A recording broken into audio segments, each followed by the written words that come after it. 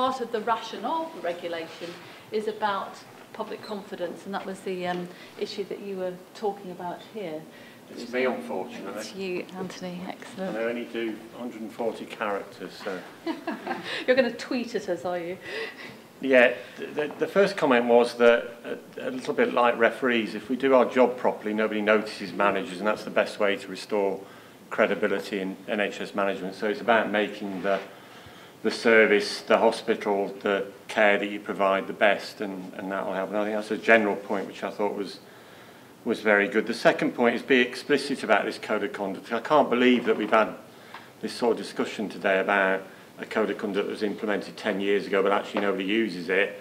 You know, I've actually used it pretty robustly in Stafford particularly. But I think we make the point that actually it's up to people locally to make those principles, as they were described, very explicit to the public so they can hold us to account when we get it wrong. There's no point in us having a set of principles that nobody out there has heard of actually, and very few of us seem to take any notice of. And on a personal point, I think everybody in the healthcare sector ought to be regulated. I think it's appalling that they're not. So, when you say regulated, what does that actually mean for you? I think that's having a clear set of codes of conduct, if you like, that actually everybody is held to account against, and it's applied by an external body. We mused about the point that when Andrew Spur talked to the inquiry last week, they talked about an independent assessor on each board. I don't know if you remember and that person could hold even the chief executive's account by going round, I think, what was your phrase, Peter? Moving past the bollards or something. It was bollards, wasn't it? Yeah, that's right. And I think, you know, that might offer the opportunity to make sure people are holding, and it might get over this issue about corrupt organisations as well, because you can't. The second point particularly is this thing about, you know, managers need to be much more explicit, open and honest in public and embrace criticism. And I think, you know, point specifically Dawn meant is go out there and tell people what you're doing, but actually also have the courage to say no. You know, the number of times I've been to public events where managers have said, yeah, no problem, we'll have an MRI scanner next week, and they know they're not going to deliver it, and they raise expectations and the credibility disappears. It's about being absolutely clear what you're going to do and what you're not. Holding people to account, and this is again managers, I think the general sense in Stafford is, you know, if I had to ask anybody in the public what we do with managers there, we either move them sideways, promote them, or give them big payoffs. And actually, in the main, they're right. So we've got to stop doing that. We've got to hold people that have made serious mistakes to account and deal with them, and have the courage to do that. And that's the same for doctors, actually. The active listening, be confident about saying no, I've already tackled, but also being able to demonstrate to the public what you've done.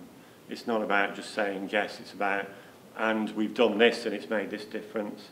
I'm going to quote two things because we thought they were quite interesting, because Nicholson has said them, but I'm not sure he holds to the same principles anymore. If your mum don't understand it, don't say it. And God knows how managers seem to have got into a language these days where the public couldn't possibly understand what we're trying to say. And that comes out in the, you know, the people that came to the public inquiry seminar last time, they couldn't understand some of the language we were trying to give up. And the other quote is, don't make anything up. In other words, don't pretend, don't lie, and so on. And the last point I've got is management quite often seen as a soft option. We've heard stories around our table where, you know, because you're not good enough to be a doctor, we'll put you in the management line, and I just think that's got to stop. You know, managers have got to be the best, and it's not somewhere to put people that, a bit like they used to put duff nurses and outpatients, because they didn't think they'd do any damage there. We've just got to stop doing that. That's all part of the past, is it? Yes. No, it's still happening. Anthony, thank you. I think that was it, wasn't it? some good stuff there. And of course, namely in your paper, you talked about this role of the independent director on a board. Is that something you think has got more mileage? Yes, I do, although I don't think we're very clear about the senior independent director, but I think somebody on the board that provides the challenge, particularly to the chair, or kind of more generally, you know, the court jester type of person, wherever they are in the organisation, you know, the grit and the oyster. So I don't think it's just a board thing, actually. I think it's at all levels. We need to cherish those. I think Anthony's one of them, actually, isn't he? But you know, that kind of, so we're not all of the, you know, that groupthink, to challenge the groupthink and actually say, this particular emperor has no clothes. Okay. Thank you.